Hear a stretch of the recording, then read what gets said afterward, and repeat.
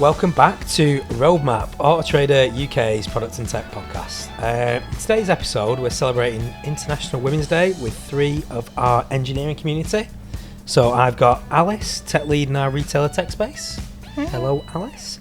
Harriet, who is senior developer in our apps crew. Hello. And last but not least, Neelam, principal developer in our core engine, which is Stock and Search. Hello. Hey. So, obviously, Alice and Harriet, you've been here before, so you know what to expect. But Neelam, this is your first time here, so great to have you. To kick us off and just get the conversation started, it's a bit of like a, hopefully, a bit of a easy one. So, going to chat around what International Women's Day is, why it's important to you as individuals, because obviously you all, when we said we'd talk about this subject, were like, yes, definitely, I'll cover. So, I don't know who wants to start. Yourself, Harriet? Yeah, I don't mind. So, International Women's Day, I've heard about it since I've been at school. Like, it was a big thing that was celebrated when I was little, and I think it didn't really start to resonate with me until I got older, and then I started hearing more about, why we celebrate International Women's Day and the meaning behind it. And, I think a lot of it's to do with, like, the progress that we've made for women, and, not just, like, in the place of work, but, like, in, like, life as well. And I think what it means to me is the fact that, like, people are recognising that there are certain struggles that women face that maybe men don't face, for example. And I think it's nice to recognise that we're moving forward. We might not be at the place we need to be yet, but it's nice that everyone sort of comes together and starts to recognise that there are certain aspects in life that might not be equal for both genders. Well, you mentioned, like, school, and all. Yeah. So is that right back in, like, primary school? Yeah, primary school, but I think mainly I'd say high school. Right. I remember it, but I didn't go to school in the UK. I went to school in Spain, and I just remember there always being a big thing of, like, we'd all, like, draw stuff, put stuff on walls, like, people would get flowers, and it was just this big day of celebrating women. But I think to begin with, I was like, well, why are we doing this? Why don't men get this? And then you start to delve into it a bit more, and you start to, like, understand more about why it's necessary. Yeah. That's interesting because I've only really heard of it recently. I definitely didn't know about it that early on. And for me, I think it is about the awareness piece, because I've been through 2 male-dominated careers now, and I didn't really notice that until I remember starting my tech career, and I got invited to this interview, and the interviewee asked me, what's it like being a female in tech? And I was like, oh, what a weird question. Like, why is he asking me that? And then I started to notice that it is different for me. Like, I wasn't having the experience that everyone else was having.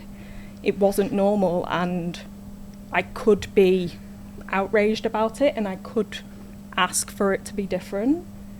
And I think without that awareness, you can't have the change that needs to happen.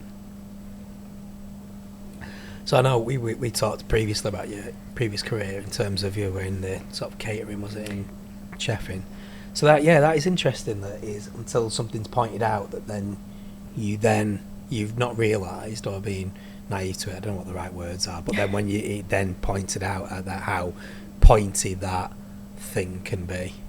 So I think we'll definitely come back to that. But yourself, Neelam, like, when did, like, you become aware of it, get involved with it, start to be passionate about it? Yeah, I think I resonate with what Alice mentioned, because I wasn't aware early on about, celebrating women's achievement and why it was different. From my perspective, it's really important that we celebrate women's achievement. But at the same time, it might feel that a lot has changed, but a lot still needs to be done, and sort of recognize that we need to take further actions. So it's also important for me to show support to other women, whoever they are or wherever they are. Like, we need to support them. Yeah. And do you think it's what, I always pick the wrong words, like saying that, but I think that bit that you said is until, like, I've got a younger sister and I've got three young sons, And it's interesting, like when I think about like going back to when I was a lot younger, is I was completely naive to it. Like, you know what I mean, in terms of like my first job was completely like, I've always worked in technology. Like, you'd look around the office, and I think first company there's maybe 10 women out of 350 people, and I sort of did not even bat an eyelid. Like, you just don't even think about it. And it wasn't probably until really you start to, people point it out, and there's lots of other areas where it is, but someone points out and says, but you look at general population, and then you look in the industry working, is that reflective? And I think it is that bit of sometimes you need it, especially, I don't know, I needed it putting in my face to go, that's like weird. And so, but then that was when I was thinking, that's me as a ignorant male. So I was fascinated at going, like, actually, you didn't see it. So was it, like, going back to education, was it not covered, like, was anything like it's not covered in that? Was it always, like, just glazed around? No, and I think part of it is because people don't almost want to call out that you're a woman. It's like it gets ignored. And in turn, you start to ignore it yourself to blend in with your surroundings. But what that means is that you actually lose your authenticity and who you are if you're predominantly in a male environment. Yeah. So actually, the focusing on it and the being like, I know you're a woman, which sounds obvious, and I know that that's hard, really helps. Yeah. So where does, I mean, I think, I don't know if it's yourself, Harriet, when we were just chatting offline, but it was like we touched on like the importance of allies and actually some of the networks we got in Auto Trader and how actually we've got those where it is focused on female careers or focused on the organisation, but actually there's the importance of having like male allies in there. So is that something that you've seen like improve over the years? It's an interesting one because I think it all depends on like the context and stuff, because like I studied engineering at university, and I remember when I first went to university I didn't realise that there was like a lot more men than women in like engineering degrees. I remember turning up and I think there was about 250 people on this course and like about 20 women, and there's a big difference. And even then there was already a push for, I think you could do a master's, and the topic was how to get more women into engineering, and that was an engineering master's that was being offered, and that was being heavily pushed by like the sort of like male like tutors, like, you know, how do we solve this, like they were being allies. And I think at that point I started to think, all right, the whole industry wants women, you know, to like be part of this. And it wasn't until I got into the workforce, where obviously like it's not as emphasised, it's not as equal, that I started to realise, you know what, some people have no idea that there is a discrepancy here and that there are a lot less women than men. And unless you speak up to certain people, they're not even going to realise it themselves. And I call it like my villain origin story of like when I started to like realise that like, you know, there is an issue here. And I graduated and I had a job for a few weeks and then I got made redundant because I lost loads of funding. That's a different story. But my second, I know, wild. My second job, it was with two friends from uni that had graduated at the same time. They were both men, and I just assumed we were all going to be treated equal. And we all just used to get about the company, talking to people and stuff. And it wasn't until I realised that they were being paid 5k more than I was for the same job, for example. And that I was the one that had to speak up about this and be like, gender pay gap, like, do you guys not see what's going on here? That I felt like we need more allies in the industry, because I had to do that myself. My friends didn't do that for me. I had a chat with them about it, and I think because people are a lot more open now about discussing the issues in the industry, I think there's a lot more allies. There's definitely more people willing to talk about it, but we're definitely not there yet. And it is slightly annoying to me that it still has to be the women pushing for that. So I would love it if some men like would go away from maybe listening to this and like they'd advocate for, you know, their like co-workers and like try and see what is actually happening, because I think until you're exposed to it sometimes you don't realise. Yeah. And Neelam, have you always worked in the tech industry? Yes, about 15 years now. I think we do need allies. I think we need men to sort of acknowledge the challenges that women face and sort of give them the credit where it's due, and just be more aware. So again, I've been in tech for so long, and it's predominantly men. It's not always been like an easy experience. I'll give you one of the examples where in one of my previous workplaces, my manager would go on smoke breaks with the male colleagues, and they would make project decisions over there, and that would make me sort of invisible. But at that point of time, I think it was just when I started my career, a few years into my careers, and I felt so invisible. But then I thought it was okay. And I think the mentality that I thought it was okay has to change. Yeah. So for it to change, I think we need that allies, we need that support as well. Yeah. And do you think International Women's Day, I mean, we're chatting again offline that it's an annual event. Do you think it shines, does it help shine a light? Like, because it's always good to have a focus day where you then, like we're doing this, where you can actually talk about a very specific topic.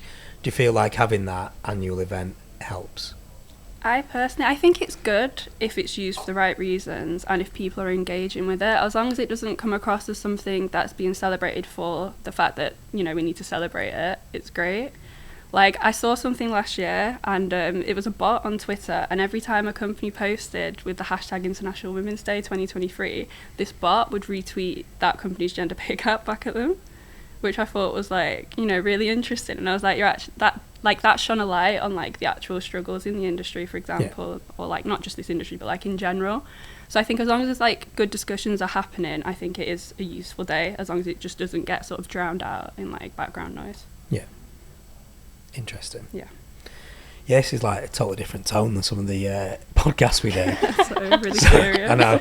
There was one before, weren't we? And I was thinking this could where my ability to actually articulate what I want to say sometimes goes out the window, and I say some random words, and then I'm like, this could go horribly wrong. But actually, so thinking though, actually we didn't talk specifically about engineering, and you've all had different journeys into engineering. But if you could then go back in time, because we're going to look forward, look back and look at now, but if you could go back in time, were there particular events along the way that either really inspired you, helped you, or the point you made, Alice, is actually, really shone a light on it, that put a, fire in your belly to do things about it that have helped you get to your positions today? So I don't know who wants to start with that one. Unfortunately, I think it, for me anyway, it was a journey in spite of it. Right. I think I did put up with more than I'd had to, and it's again only recently that I think that started to change for me, and I've started to ask for something new. So I like to think of it more in a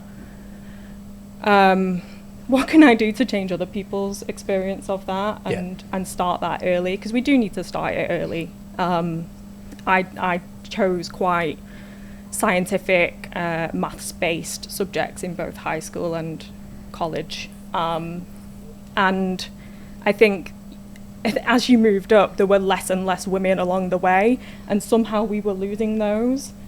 So I think we do need to look at why is that, what environment are we putting them in that means that they're not safe there? What people are we putting in front of them that aren't inspiring them to move forward in their career? Because I know I was taught by men, in a class of men, managed by men. How can we, there are women there, we're here, right? How can we get those in the room? Yeah. It's how I'd like to think about it. Yeah. So is it more so is it when you're saying so it is then, so if you could look back, I'm just paraphrasing you said, so obviously didn't get support you would have expected, or you'd like to have had now, being more exposed to it.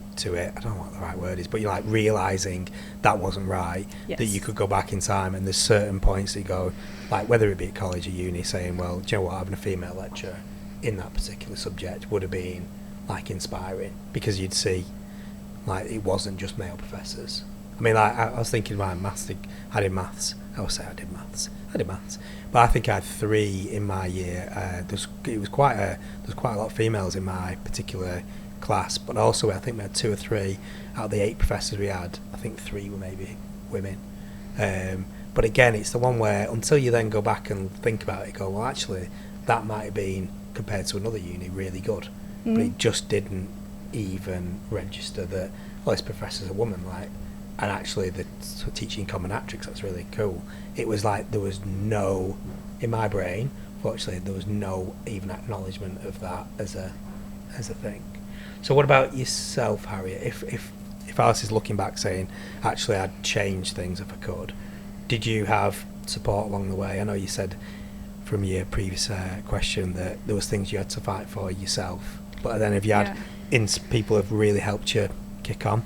So I'd say, like, I probably didn't have, like, the normal journey into tech that a lot of people had, but I think that's, like, probably the norm for most women in tech, again, because we're just starting to, like, you know, be more seen in the industry.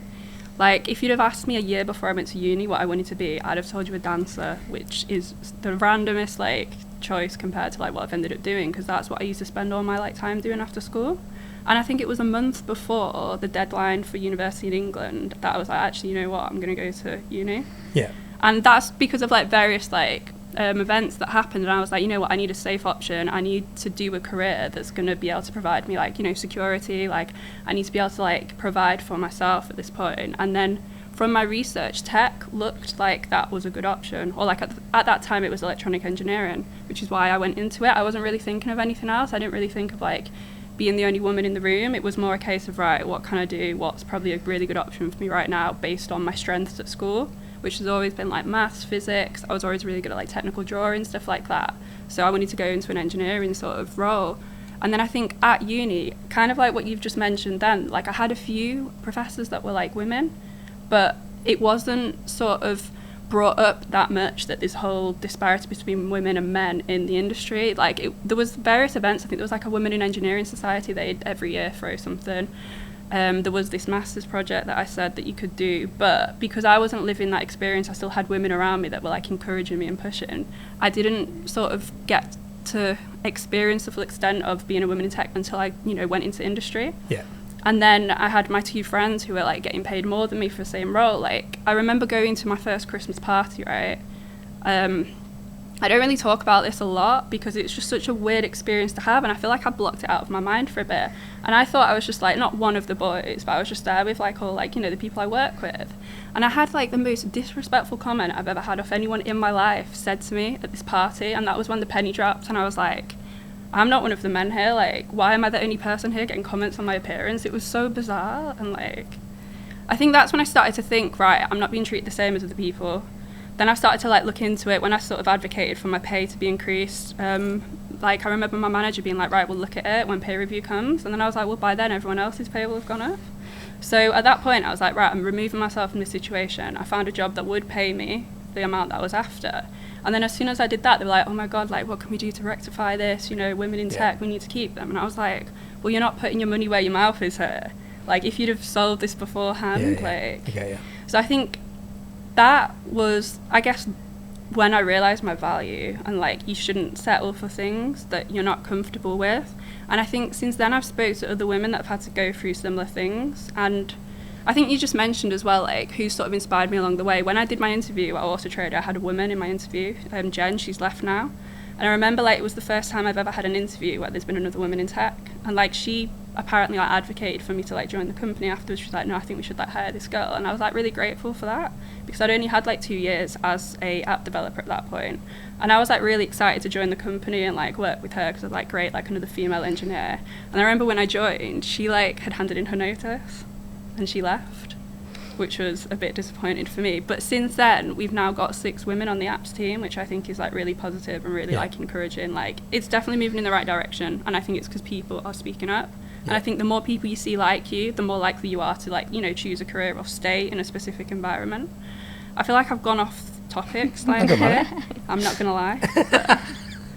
So yeah, Neelam, what was your, like, inspiration? Were there any inspirations, or is it, you know, I've had to do everything myself, all those people, whether it be allies, like we talked about, or people that sponsored you, or actually just helped you along the way? Yeah, I feel I was such a different person back then.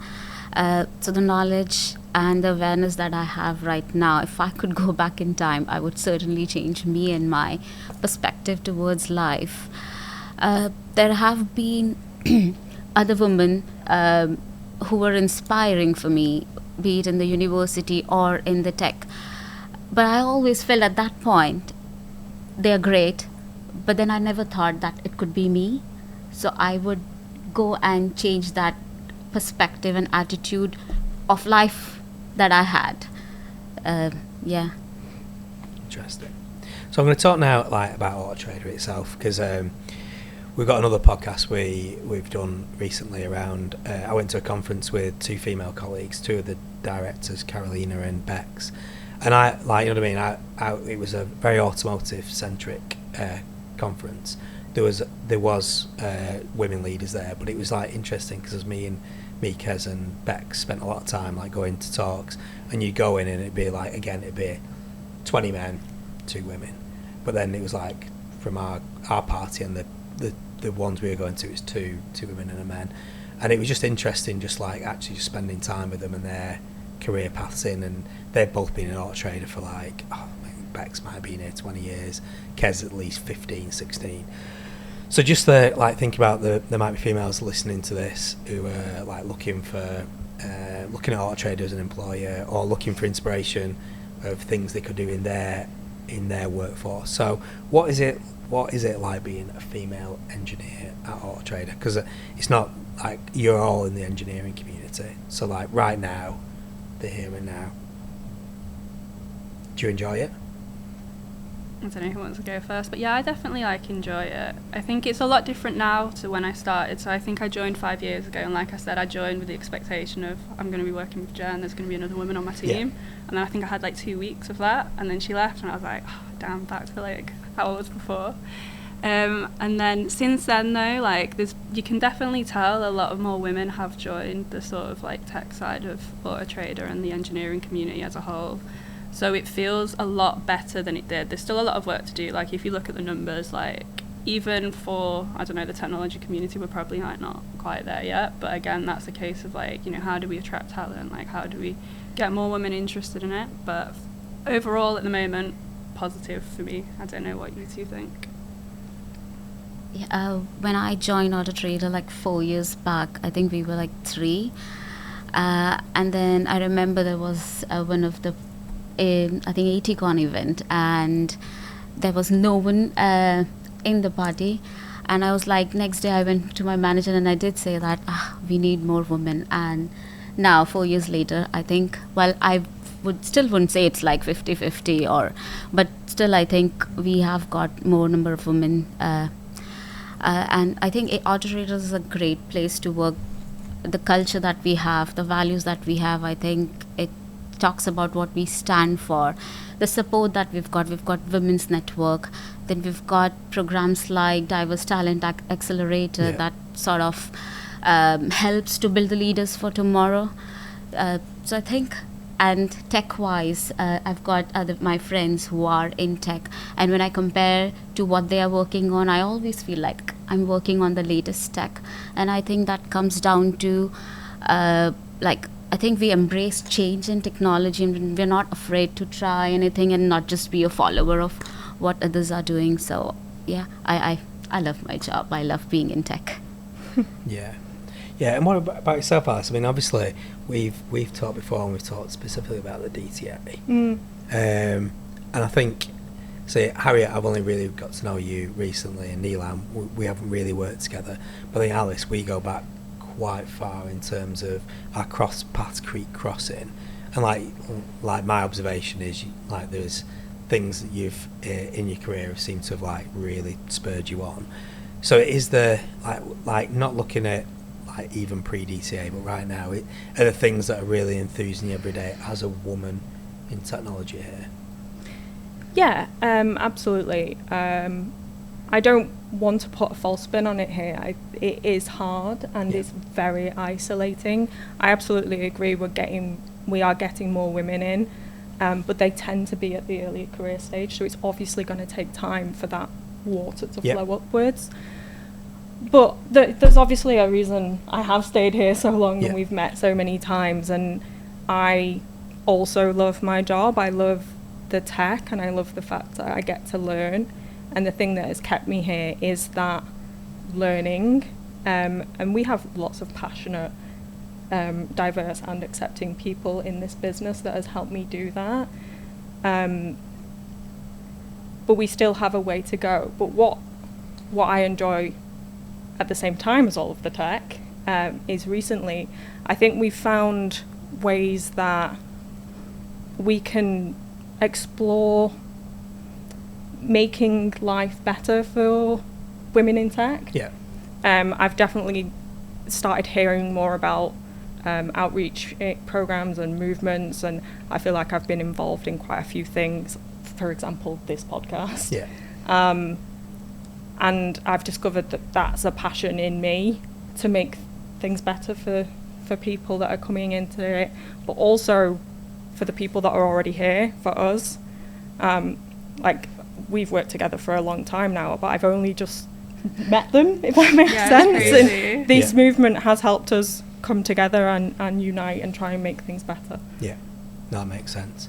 I mean, one of the things I've noticed, and again, I used rubbish words at the beginning when I say naivety, and it's not. It's probably that you're blinded by things because everything becomes just normalised, and I think that's the thing that, again, think about senior leadership like Catherine, Ali, etc., is there is lots of stuff that I feel like we're starting to, and we've been doing for a number of years, but really starting to become more overt on it. One of the things I've been thinking about over the last few weeks is, obviously I have quite a few female colleagues that I work closely with, whether like from a manager perspective or others, but how really that to turn the dial upon that allyship, and start to, like, you know, we talk about, I talk about, you know, you put yourself in other people's shoes when you're thinking about where they are in the career, etc., and like trying to feel what the lived experiences are, but that bit of going, like, being really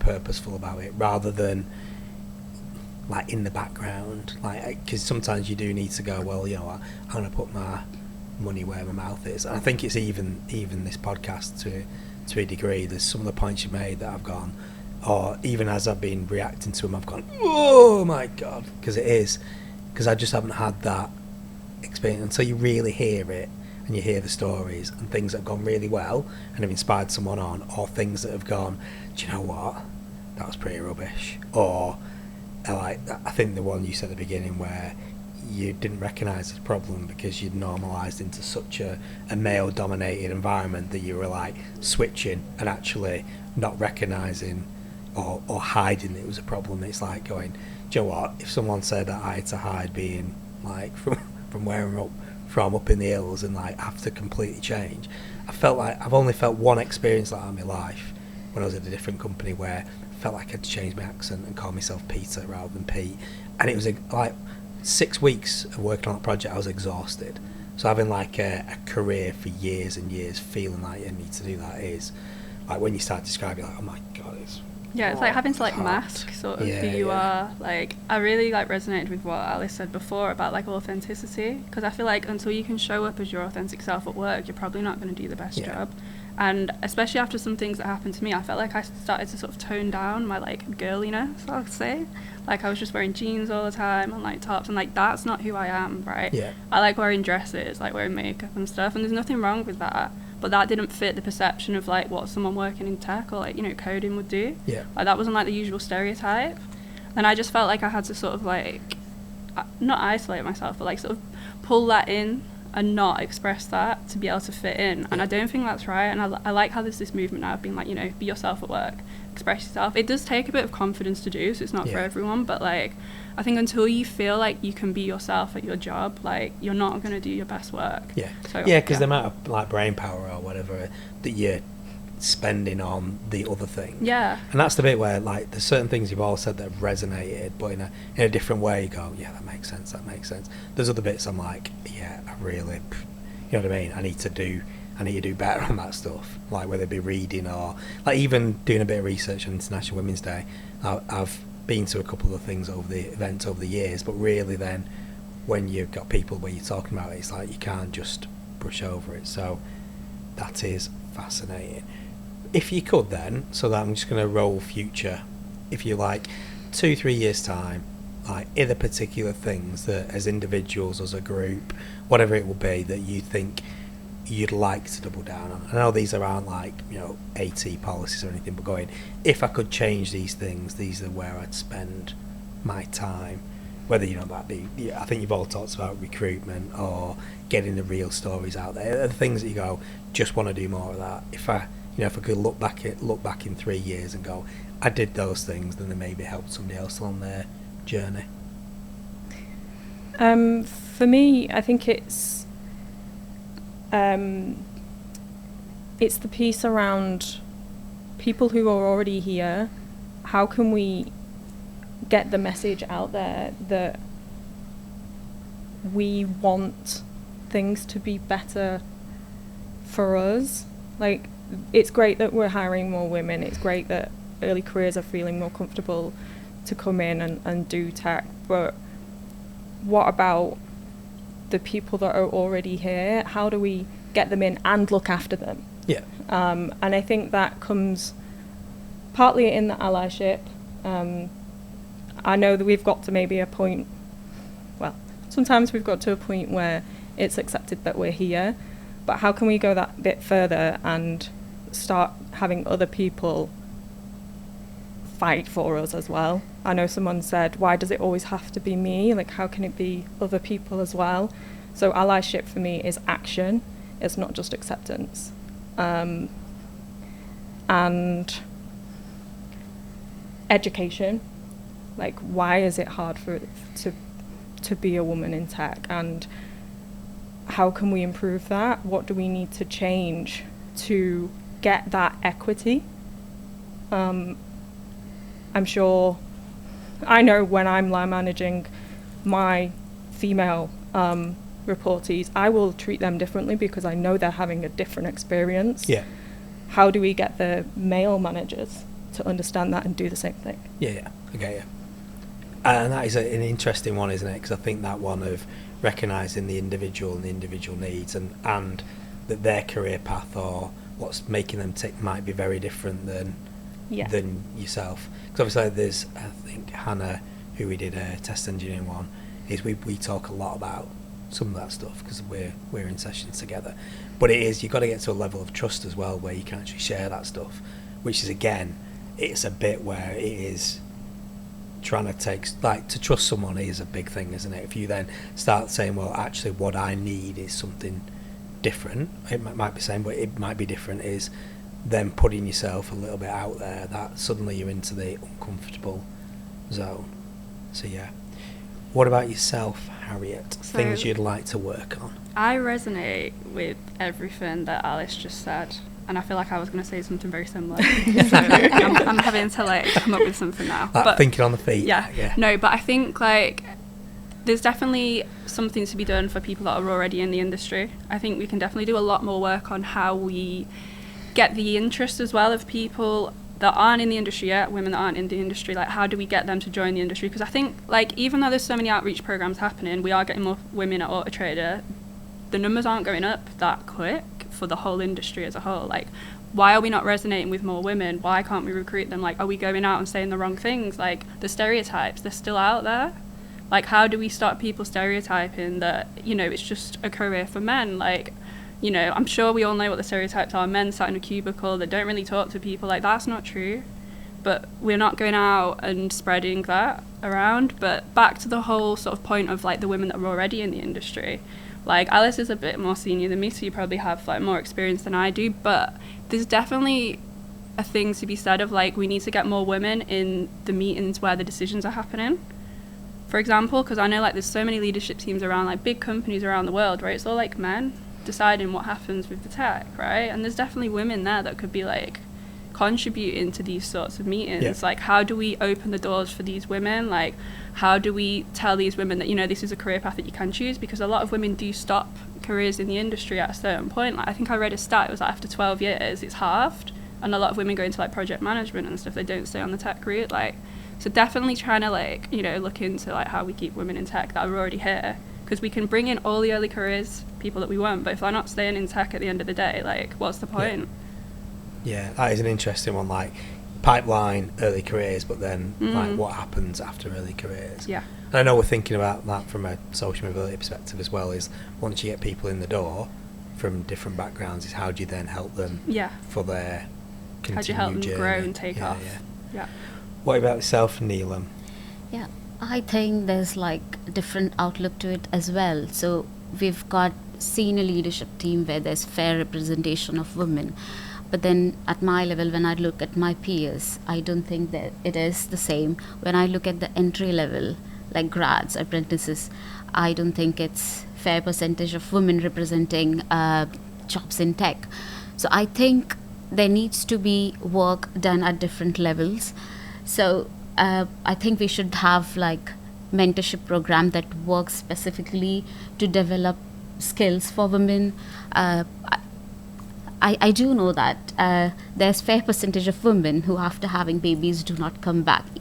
There's fair percentage who do not want to come back, but then also there's some women who want to come back but do not have right opportunities. So I think we do work with the tech returners program. So I think if we could certainly work more on that area, we could develop a pool which is right.